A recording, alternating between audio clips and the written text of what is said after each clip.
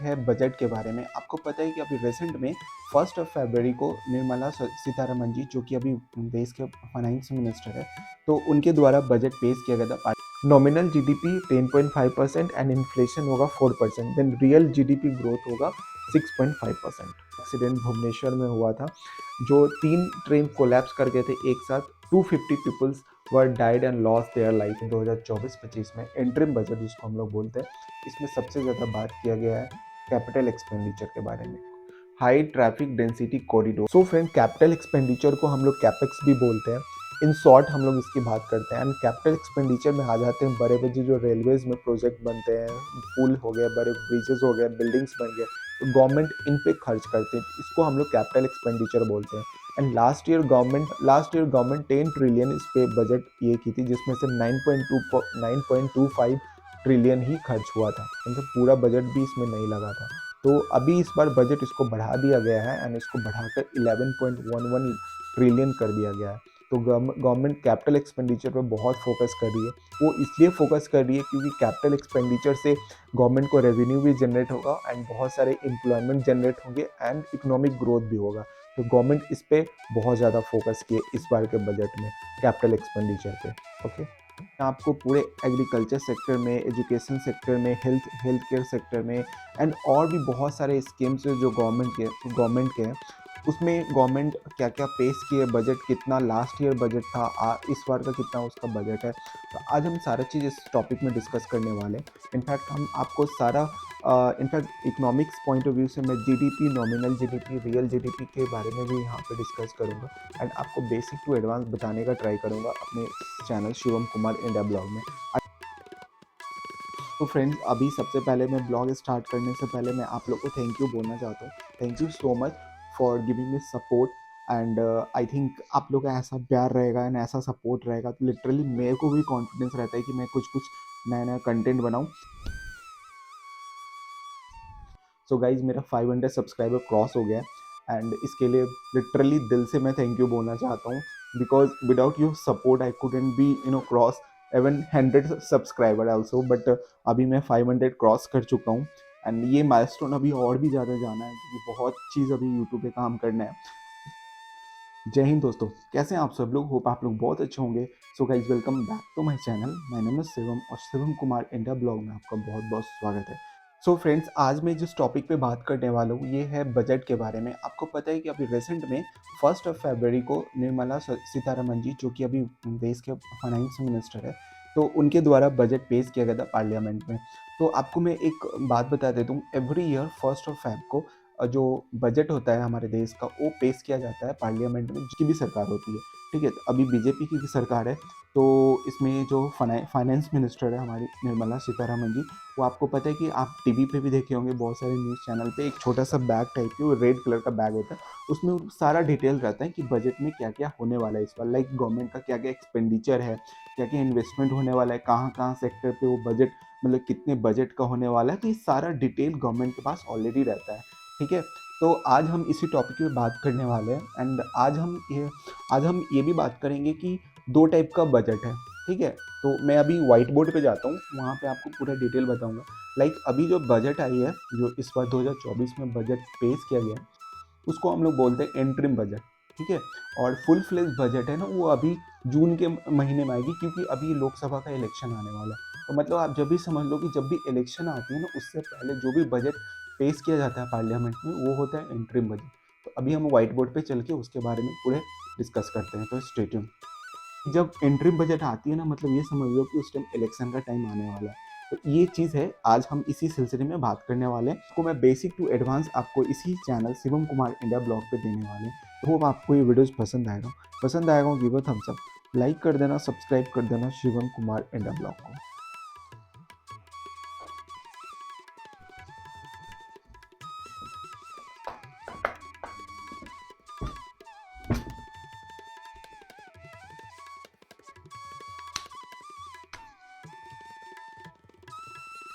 Friends, अभी आप back side देख रहे होंगे, मैंने एक टॉपिक लिखा है बजट 2024, मतलब बजट 2024। अभी आपको पता है कि वो रिसेंट में निर्मला सीतारमन जी के द्वारा, जो कि अभी भारत की फाइनेंस मिनिस्टर है, उनके द्वारा बजट पेश किया गया था पार्लियामेंट में। तो आपको मैं एक बात बता देता हूँ कि अभी आपको पता है कि 2024 है, अभी लोकसभा का इलेक्शन होने वाला है नेक्स्ट मंथ में, एंड उसके नेक्स्ट मंथ मतलब आपको उसका रिजल्ट भी आ जाएगा कि कौन देश के प्राइम मिनिस्टर बनने वाले हैं। अब अभी मैं बता रहा हूँ कि अभी जो बजट आया है उसको हम लोग बोलते हैं इंटरिम बजट। ठीक है, आपको स्क्रीन पे भी दिख रहा होगा, इसको हम लोग बोलते हैं इंटरिम बजट। ठीक है, और लास्ट ईयर जब 2023 में बजट पेश किया गया था उसको हम लोग फुल फ्लेज बजट बोलते हैं। मतलब अभी के बजट को आप लोग बोल सकते हैं कि ये एक टाइप का टेम्प्रेरी बजट है, मतलब इंटरिम बजट है। इसको मतलब फुल फ्लेज होने में अभी जो नई गवर्नमेंट आएगी वो फिर से लाएगी फुल फ्लेज बजट। तो अभी हम लोग व्हाइट बोर्ड पे यहाँ पे हम लोग यही डिस्कस करने वाले हैं कि इंटरिम बजट और फुल फ्लेज बजट में क्या डिफरेंस होने वाला है। सो फ्रेंड्स, यहाँ पे कुछ हम लोग डिफरेंस देखते हैं। How is an interim budget different from the full fledged budget? Okay, so interim budget को वोट एंड अकाउंट भी बोलते हैं, इसके बारे में बात करेंगे। एंड फुल फ्लेज बजट जो कि परमानेंट फाइनेंशियल ईयर तक जो बजट होती है। ठीक है, तो इंटरिम बजट या vote on account it means ये होता है कि एक टाइप का ये टेम्प्रेरी बजट होता है। ठीक है, और ये फुल टाइम बजट है अप टू फाइनेंशियल ईयर। ठीक है, तो यहाँ पे लिखा हुआ है इंटरिम बजट में the interim budget will outline the government anticipated receipt and expenditure until the new government is formed. ठीक है, एंड फुल फ्लेज बजट में बोलते हैं full budget encompasses all facets of government finances including earning, spending, allocations, policy declarations. Okay, मतलब ये हुआ कि एक इंटरिम बजट हुआ कि आपका टेम्परेरी बजट है, इसमें भी बात किया जाता है कि गवर्नमेंट कितना क्या खर्च करने वाली है, लेकिन एक टेम्परेरी पीरियड के लिए जब तक न्यू गवर्नमेंट ना बन जाए। मतलब कि अभी लोकसभा का इलेक्शन होने वाला है इसलिए इंटरिम बजट पेश किया गया है। बट फुल फ्लेज बजट इस बार भी आएगी जब भी न्यू गवर्नमेंट फॉर्म हो जाएगी, जब भी न्यू गवर्नमेंट पोस्ट ले लेगी, जिनकी भी सरकार बनती है वो फिर से फुल फ्लेज बजट लाने वाली है। तो ये आपको फिर से देखने को मिलेगा। बट इंटरिम बजट में भी ये इंपॉर्टेंट है क्योंकि इसमें बहुत सारे चीज़ में बात किया जाता है। क्योंकि अभी फाइनेंशियल ईयर कब होता है? फाइनेंशियल ईयर होता है 1 अप्रैल से 31 मार्च तक। ठीक है, तो यहाँ पे जब तक 31 मार्च तक इंटरिम बजट में जो भी होगा वो जितने भी बात किया गया है पार्लियामेंट में, जो भी निर्मला सीतारमन जी ने पेश किया है बजट, तो इस पे बात किया जाएगा। फिर उसका फुल फ्लेज बजट आएगा जब न्यू गवर्नमेंट बन जाएगी। ओके, जो गवर्नमेंट एक्सपेंडिचर है, जो कि कैपिटल एक्सपेंडिचर है, जो बड़े बड़े इन्वेस्टमेंट करते हैं, जैसे पुल बनाने में, बड़े बड़े ब्रिज बनाने में, रोड्स बनाने में, रेलवेज के जो लाइंस होते हैं, ट्रैक वगैरह बनाने में, तो इस पे कितने खर्च करते हैं, कितना कैपिटल एक्सपेंडिचर है उनका, मतलब कितना इन्वेस्टमेंट वगैरह है, गवर्नमेंट क्या क्या कौन कौन सा बजट में क्या कितना क्या पेश किए लास्ट ईयर से भी कंपेयर करेंगे। तो यहाँ पे हम लोग जीडीपी के बारे में बात करेंगे, नॉमिनल जीडीपी क्या होता है, रियल जीडीपी क्या होता है, एंड फिक्सल डिफिसिट क्या होता है। ये सारा चीज़ आज हम इसी टॉपिक पे, इसी जो बजट है इसमें हम लोग डील कर लेंगे। ये ऑलमोस्ट 15 से 20 मिनट का वीडियो होगा एंड आई होप आपको ये वीडियोस पसंद आएगा। तो प्लीज़ गाइज, आपको ये थोड़ा भी वीडियोस पसंद आता है ना, प्लीज़ उसको शेयर करो अपने फ्रेंड्स के पास। तो friends, full budget will introduce in the month of July when the new government take the oath. आपको पता है कि लास्ट ईयर कौन से सेक्टर पे गवर्नमेंट सबसे ज़्यादा फोकस की है? तो आपको पता होना चाहिए कि लास्ट ईयर गवर्नमेंट सबसे ज़्यादा फोकस की थी कैपिटल एक्सपेंडिचर। इट मीन्स कि जो बड़े बड़े पुल्स वगैरह हैं, ब्रिजेस, रेलवेज में जो खर्च होते हैं, बड़े बड़े ब्रिजेस बनाते हैं, बड़े बड़े हॉस्पिटल्स बनाते हैं, बिल्डिंग्स बनाते हैं, तो उसमें जो गवर्नमेंट के खर्च है ना, उसमें सबसे ज़्यादा गवर्नमेंट इस बार सबसे ज़्यादा जो बात की गई है, जो इस साल जो बजट आई है 2024-25 में, इंटरिम बजट जिसको हम लोग बोलते हैं, इसमें सबसे ज़्यादा बात किया गया है कैपिटल एक्सपेंडिचर के बारे में।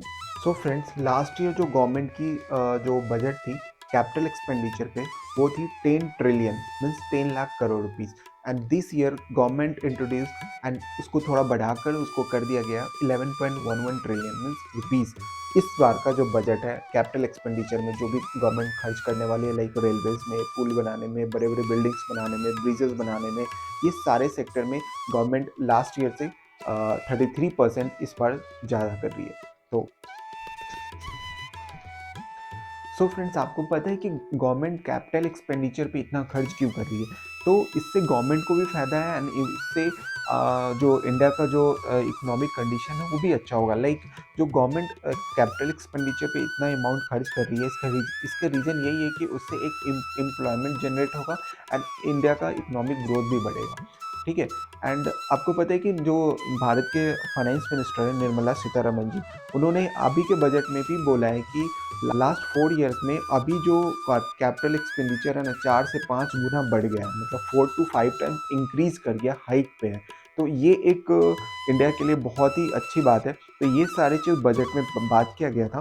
For railways specially 3.55 trillion rupees allocated for the railways. Okay. And यहाँ पे 3 कॉरिडोर्स के लिए भी बात किया गया है।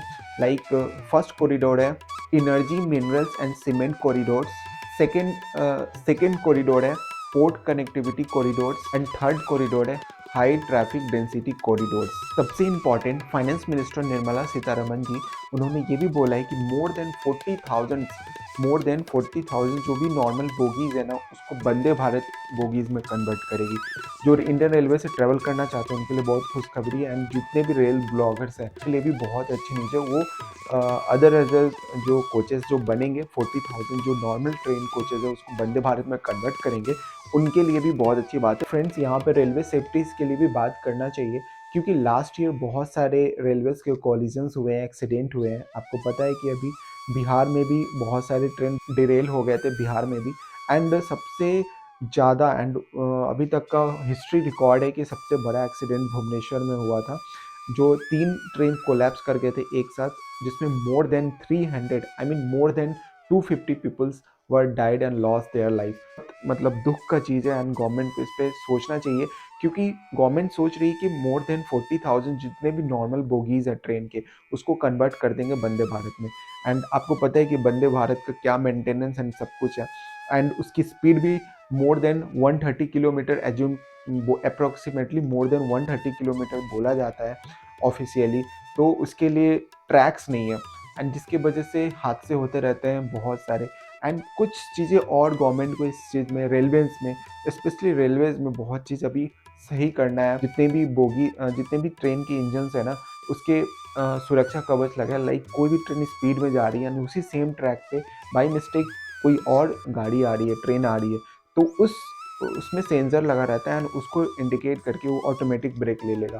तो ये इस पे अभी गवर्नमेंट अभी पूरी तरह से कामयाब नहीं हुई है, इस पे भी काम चल रही है एंड इस पे भी बहुत अच्छे से काम करना चाहिए। तो एंड आई होप आने वाले टाइम में ये सारा चीज़ क्लियर हो जाएगा और हमारा देश डेवलपिंग नहीं डेवलप कंट्री बन जाएगा। फ्रेंड्स, अब हम लोग एग्रीकल्चर सेक्टर के बारे में थोड़ा बात कर लेते हैं, जो प्राइमरी सेक्टर है हमारे यहाँ। The government announces Atmanirbhar wild seed Abhiyan, also focus on the fertilizer like nano DAP. जो नैनो डैप का फुल फॉर्म है diammonium phosphate. Eco friendly fertilizer होता है जिसमें 8% नाइट्रोजन है एंड 16% फॉस्फोरस उसमें पाया जाता है। Useful for the green farming, that's why it is being promoted. So friends, ये मेरा नोट्स है और नोट्स के थ्रू थोड़ा हम लोग पढ़ने की ट्राई करते हैं। In the agriculture sector, the government has announced Atmanirbhar wild seed Abhiyan focused on fertilizers like nano DAP, nano diammonium phosphate DAP, eco-friendly fertilizer with 8% nitrogen and 16% phosphorus, useful for green farming, that's why it is being promoted. On the other hand, in the wild seed initiative, the government has said that they want to cut the import from outside the country. They want to cut down edible oils imports from 60% to 30% so that India can become self-reliant in seeds like mustard, groundnut, soybean and sunflower. Self-reliant means Atmanirbhar. But the subsidies that are given for fertilizers saw a budget cut. In comparison to the rupees 1.89 trillions from last year, only rupees 1.64 trillions has been allocated this year. Food subsidies have also been cut. Last year budget allocation was rupees 2.12 trillion. This year it has been reduced to rupees 2.05 trillions. अब हम लोग बात करते हैं education and health care sector में। ठीक है, तो फाइनेंशियल ईयर 2023-24 में last year rupees 1.16 trillion on education, but government not spend this amount on education, only rupees 1.08 trillion out of rupees 1.16 trillion. मतलब गवर्नमेंट ओनली 1.08 ट्रिलियन उस पर खर्च की थी, जो भी बजट था 1.16 जो लास्ट ईयर था उसमें से भी उतना खर्च टोटल खर्च नहीं कर पाई है। तो अभी 2024 में रुपीज 1.25 लाख ट्रिलियन बजट पेश की गई है education and health care sector में। On top of that, in the education sector, big budget cuts have been made in many places. For example, UGC, ठीक है, ये एजुकेशन में बात किया जा रहा है. UGC, university grants commission, cut by 60%. देखो, लास्ट 2023-24 फाइनेंशियल ईयर में लास्ट ईयर रुपीज़ 6,409 करोड़, पर 2024-25 मतलब दिस ईयर में रुपीज़ 2,500 करोड़ वाली. ठीक है, तो ये मतलब गवर्नमेंट एजुकेशन में भी जो पैसा है कम कर दिया है, specially UGC university grants commissions के लिए. ठीक है, the budget allocated rupees IIT, the budget allocated to IIT and IIMs have also been decreased this year. Last year rupees 10,384.21 crore and this year rupees 10,324.50 crore. ठीक है, वो सिर्फ IIT के लिए. अब आईआईएम के लिए last year rupees 300 crore means 3 billions and this year rupees 212.21 crore means 2.12 billion. Okay, more money is being spent on central universities, मतलब सेंट्रल यूनिवर्सिटीज़ पे ज़्यादा पैसा खर्च किया गया है. मतलब सेंट्रल यूनिवर्सिटीज़ पे बजट ज़्यादा है. Like last year rupees 115 billions था, मतलब 11,500 crore and this year rupees 150 billions means 15,000 crore. Okay, अब हम लोग बात करते हैं रिसर्च एंड इनोवेशंस में. The amount spent on research and innovation has been increase. Last year 210 crore, this year 355 crore.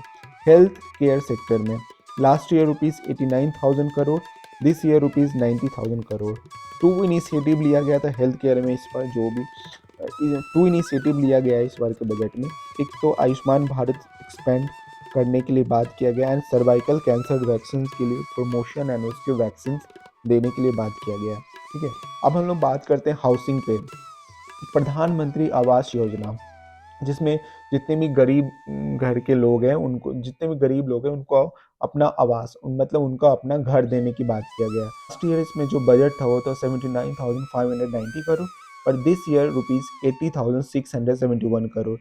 ठीक है, बट इसमें मिडिल पीपल को भी थोड़ा बेनिफिट होने वाला है. लाइक जो मिडिल पीपल रेंट पे रहते हैं, स्लम्स एरियाज में रहते हैं, गवर्नमेंट उनकी भी बात की है कि उनको भी घर वगैरह दी जाएगी. सो फ्रेंड्स, यहाँ पे कुछ और टॉपिक को ऐड करते हैं बजट में.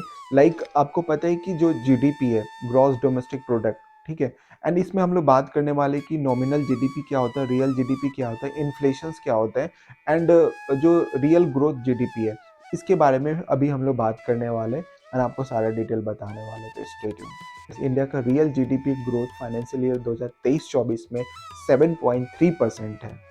There are two types of GDP, nominal GDP and real GDP. Nominal GDP होता है कि nominal GDP ये होता है कि it shows the size of the economies according to the today's price. Real GDP में हम लोग inflation को भी ले लेते हैं.